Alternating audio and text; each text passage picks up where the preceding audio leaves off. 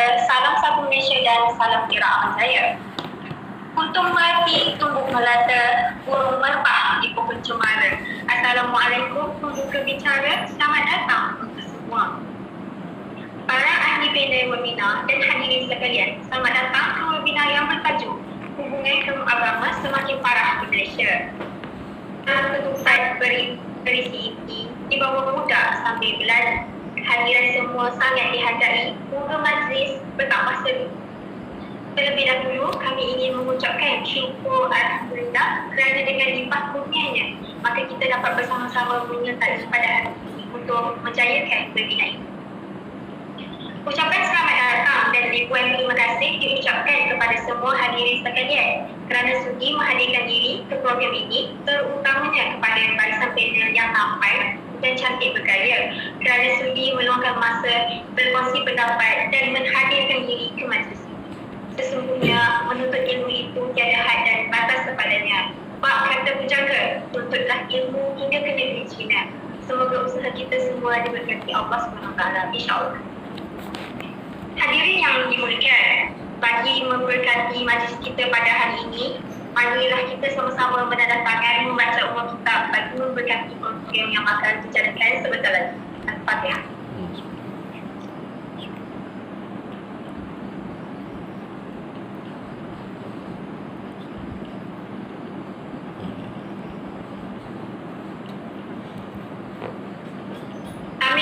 Amin ya Rabbal Alamin. Hadirin yang dihormati sekalian, izinkan saya memperkenalkan diri terlebih dahulu. Saya Puteri Nulisya Dato' Ain binti Ibrahim selaku pengurusi majlis untuk webinar kita pada hari ini.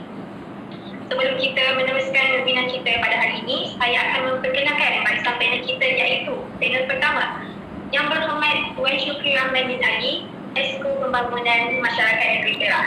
Nampak baik? Terima kasih Encik. Khabar baik, Alhamdulillah, sihat sahaja. Terima kasih. Seterusnya panel kita yang kedua iaitu Puan Nur Alifah Iliana binti Alhamudin selaku pengurus sumber manusia. Sihat Alhamdulillah.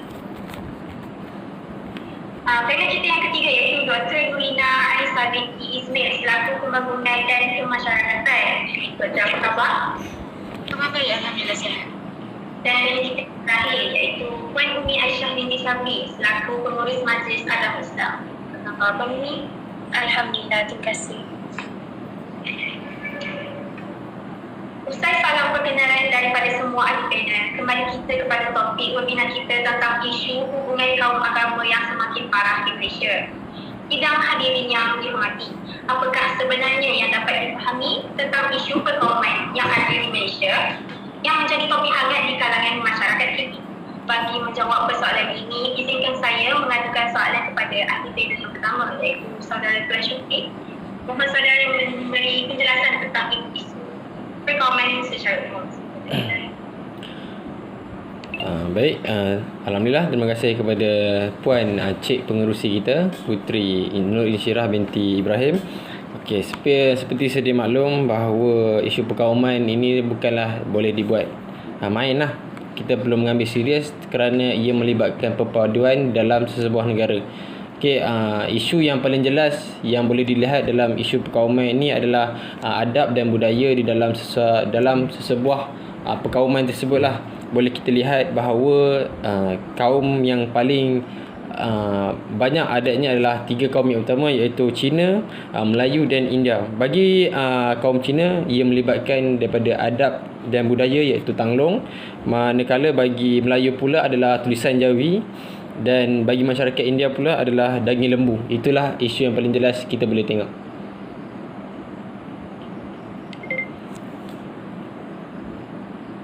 Terima kasih Tuan. Seterusnya, saya ingin bertanya tentang bagaimana perkara tersebut boleh berlaku dan apakah penyebabnya?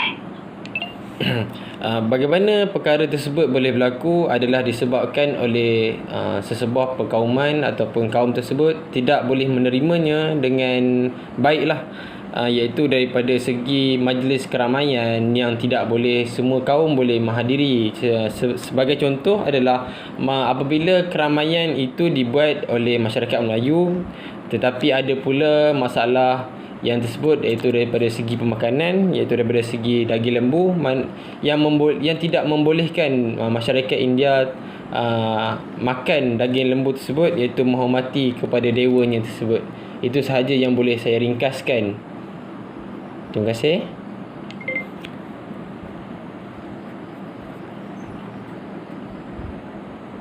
Seterusnya, saya ingin bertanya tentang apakah langkah paling sesuai untuk menyelesaikan masalah ini? Apakah pendapat Tuan Syukur? Pada pandangan saya dan pendapat saya, bahawa baru-baru ini kita telah menerima ataupun menyanjungi PM yang baru, Perdana Menteri yang baru, iaitu Datuk Seri Ismail Sabri, telah merancang satu transformasi di bawah keluarga Malaysia, iaitu untuk mengeratkan lagi silaturahim sesama kaum. Dengan pendekatan ini, saya yakin dan confident, samalah, untuk kita merapatkan lagi ukhuwah antara kaum, yang membolehkan semua kaum ini di bawah satu payung dan naungan yang samalah. So langkah ini terbaik untuk kita mengembangkan lagi, untuk tidak berlakunya masalah daripada segi pergaduhan dan sebagainya. Itu boleh saya simpulkan daripada langkah inilah, sebab langkah ini rasa paling terbaik lah pada pandangan saya. Terima kasih. Sama-sama Tuan, terima kasih. Seterusnya, saya ingin bertanyakan kepada panel kita yang kedua, iaitu Puan Ma'arifah, tentang orang mu'alaf. Bagaimana tarikan orang Islam dalam menarik minat orang bukan Islam memasuki Islam? Okey, terima kasih moderator kita. Okey, bila kita cakap pasal tarikan, iaitu proses apabila kita menarik ataupun membuatkan orang tertarik, iaitu kepada agama kita sendiri. Faktor tarikan yang timbul dalam diri manusia disebabkan dua faktor, iaitu luaran dan dalaman. Okey, yang pertama sekali, untuk kita, cara-cara untuk kita tarik orang mu'alaf ataupun orang bukan Islam, iaitu dengan akhlak kita lah. Yang paling mudah, yang boleh menunjukkan kita punya diri kita, akhlak yang terpuji. Supaya orang mu'alaf sendiri akan terpikat ataupun tertarik dengan akhlak orang Muslim, supaya orang Muslim sendiri akan menjadi contoh dan mereka boleh ikut apa yang kita apa yang kita telah dapat dalam agama Islam sendiri. Yang seterusnya, dari segi penulisan pula, macam semua orang mesti ingat yang penulisan tu kita just tulis dalam bahasa Melayu ke ataupun Inggeris, tapi yang saya nak cakap penulisan iaitu tentang tulis dalam buku daripada tokoh-tokoh ataupun daripada Al-Quran sendiri, benda-benda yang mengaitkan dengan dalam agama Islam. Seterusnya, dakwah dari segi perkataan lah, macam orang cakap, dari apa yang kita cakap tu melambangkan diri kita sendiri. Seperti dalam Al-Quran sendiri, surah Al-An'am, janganlah kamu memaki Tuhan-Tuhanmu mereka, kerana mereka mungkin kembali memaki atas kejahilan. Yang keempat pula, dengan harta kita. Seperti yang kita tahu, saya bacalah dalam artikel, seperti gereja sendiri akan memberi makan kepada fakir-fakir miskin. Jadi dalam agama kita sendiri, seperti di masjid, sebagai contoh dalam bulan Ramadan, kita memberi mereka makanan, orang-orang sekalian makanan, supaya dapatlah orang mu'alaf ni nampaklah yang Islam ni baik untuk bagi orang sekeliling kita sedekah ataupun makanan. Yang kelima, dakwah dengan sukarelawan. Yang ni semua orang tahulah, kita perlu, macam kita ni adalah seorang pendakwah yang perlu berdakwah kepada orang bukan Islam lah, orang yang supaya dia orang tertarik ataupun minat untuk ikut agama kita, ataupun dia orang pun minat untuk mengetahui agama kita. Itu saja. Terima kasih Puan Alifah atas perkongsian tersebut. Seterusnya, saya ingin mengajukan soalan kepada ahli panel yang pertama, iaitu tentang apakah kesan daripada pengislaman orang Islam. Apakah kita dapat bercerita? Bagi pendapat saya, apakah kesan daripada pengislaman mu'alaf ni, orang bukan Islam ni, pada pandangan saya, ia memberi kesan yang besar lah kepada orang yang bukan Islam dalam memasuki Islam. Saya boleh ringkaskan secara spontan bahawa dengan adanya pendekatan ini, semua orang bukan Islam dapat menerima Islam dengan baik lah. So daripada pengislaman orang bukan Islam ni, orang yang telah menjadi mu'alaf, dia akan menarik orang-orang yang bukan Islam yang lain, dengan bahawanya kebaikan daripada Islam ni dapat diterapkan pada seseorang itu melalui daripada akhlak, daripada fizikal dan mental, serta artifak yang terdapatlah di muka bumi ini. Seterusnya, kesan yang terbaik dalam individu tersebut adalah keistimewaannya dia telah bergelar Muslim. Itu adalah nikmat yang paling kita hargailah, sebab daripada sesebuah keluarga yang lahirnya seorang Islam, itu adalah nikmat yang paling besar selepas badan kita sihat. Maksudnya Islam adalah nikmat yang terbesar selepas kesihatan diri kita. Mungkin itu sahaja yang saya boleh simpulkan daripada kesan daripada pengislaman Islam. Cik Moderator, terima kasih. Sama-sama di atas pendapat tersebut. Sebenarnya apakah pendapat Puan Alifah dari segi kesan ini, sama ada positif atau negatif? Okey, terima kasih.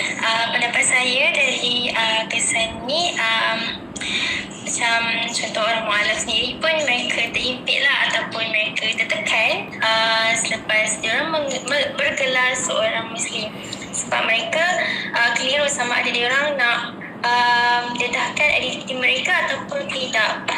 Dari segi mental memang sangat tertekan, dan dalam masa yang sama mereka sukar menyesuaikan diri dalam masyarakat Islam. Itulah itu saja. Terima kasih. Sama-sama Puan Alifah. Seterusnya, apakah pendapat Dr. Nina tentang perkara ini? Dari sudut positif pula, antara kesan positif apabila menjadi seorang mu'alaf ialah seseorang itu tergolong di dalam antara 8 golongan yang berhak menerima zakat. Golongan ini dikenali sebagai asnaf 8. Ia terdiri daripada fakir, miskin, amil, mu'alaf, ar-rikab, al-gharimin, fisabilillah, ibnu sabil. Islam telah memberikan bantuan zakat kepada golongan mu'alaf kerana pada permulaan pemeluk Islam, mereka kebiasaannya mereka akan mengalami kesusahan setelah meninggalkan agama asal mereka. Keputusan yang dibuat adalah keputusan yang amat berat di dalam hidup mereka. Oleh itu, bantuan awal ini amat bermakna dan berguna. Ia bukan sahaja sekadar bantuan zakat dalam bentuk kewangan, tetapi ia juga merupakan sokongan moral kepada mereka daripada saudara sesama Islam. Itu sahaja dari saya. Terima kasih. Sama-sama Dr. Nina. Seterusnya panel kita yang keempat, iaitu Puan Umi. Adakah Puan Umi ada rasa yang mempunyai kesan keislaman orang bukan Islam? Okey, baik. Menurut saya pula, berkenaan dengan kesan daripada keislaman orang bukan Islam ni, kita sebenarnya sebagai orang Islam yang perlu mendorong mereka, membantu mereka secara lebih lagi. Saya pun bersetujulah dengan jawapan-jawapan ahli panel yang lain berkenaan dengan apa yang mereka sampaikan. Bimbingan itu kita lah yang perlu berikan untuk mereka selebihnya. Terima kasih Puan Umi.